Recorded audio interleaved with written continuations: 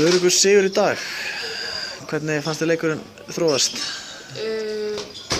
Bara þróast vel. Við vorum að spila góða vörn og vorum að fá fullt af hraðabröðum. Vorum reyndar ekki að nýta færin í upphafi, svona láta éta okkur aðeins, en svo bara kerfum við yfir þess í hálfleik.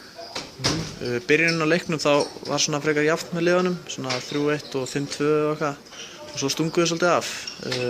Hverju má þakka því? Það má þakka vörninni. Þristarnir voru að klára rosa vel, þannig að við sem vorum í hornunum gátum stolið og bara keyrt yfir þær og kláraði það. Svo seinni hálfleikur þá komu við líka sterkar inn í hálfleikinn og skoruðu 3 mörk strax bara, eða 4, já, og stunguðu þær bara af og það átti aldrei séns.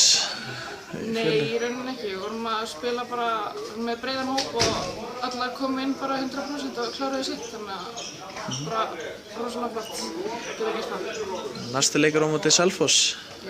Þú stefndi hann? Mjög stefnt. Við ætlum bara að byrja þessa olíuskepnu. Byrjum svolítið illa, en við ætlum bara að klára þetta núna. Ok, takk.